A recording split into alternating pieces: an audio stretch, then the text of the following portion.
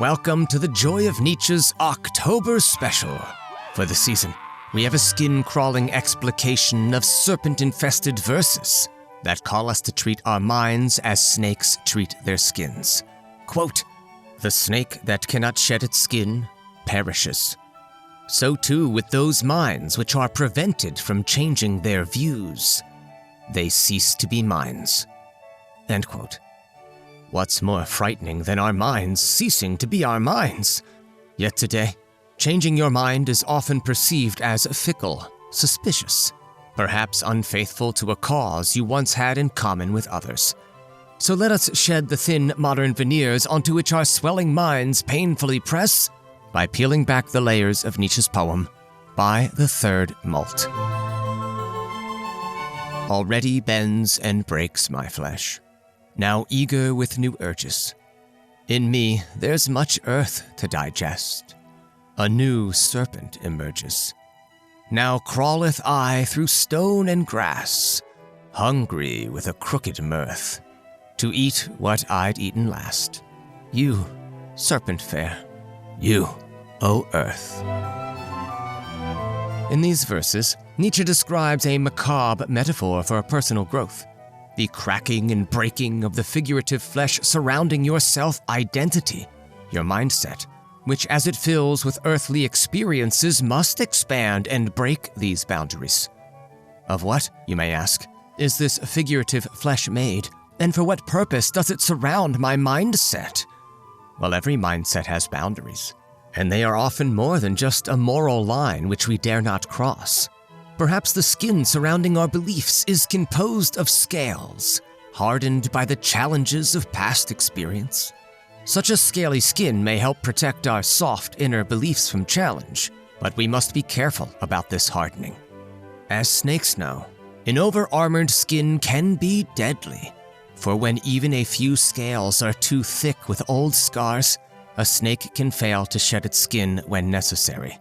Thus, Nietzsche warns against developing such an overprotective psychological skin, describing it as, quote, "an ugly-shaped box, like that which contains an elixir, which by means of a hard and curious covering, endeavors to preserve itself from the light of day."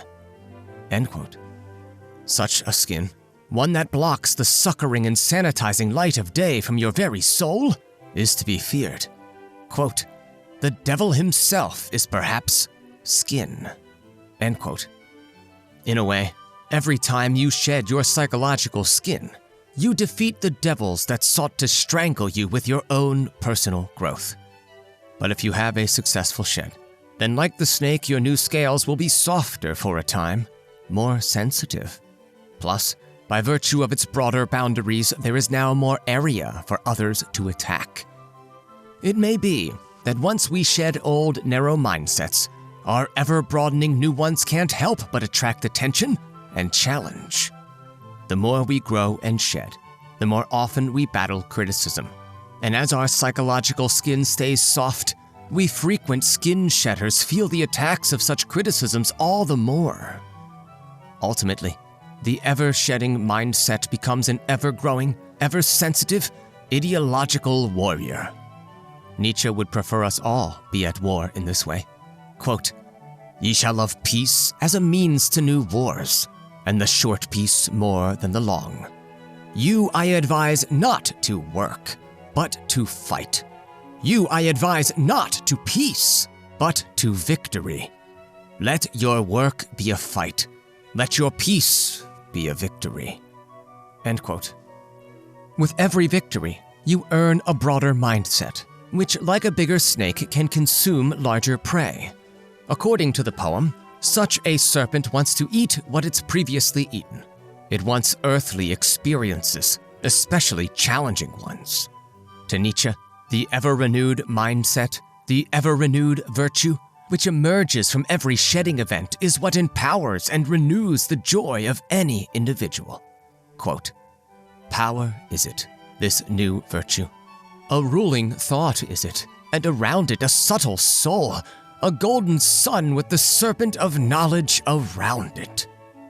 End quote. So will you seek often to shed your psychological skin, to broaden your mindset, even if it stretch and shatter your most calloused scales, and thereby delight in the defeat of your dermatologic devils. Thanks for watching. For a Halloween bonus, let me share how Nietzsche's mastery of linguistic style manifests in the second stanza of this poem in the original German. How serpenty does this sound? Schon kriech ich zwischen Stein und Gras, hungrig auf krummer Fährte. Zu essen das, was stets ich aß. Dich Schlangenkost, dich Erde. Thanks again.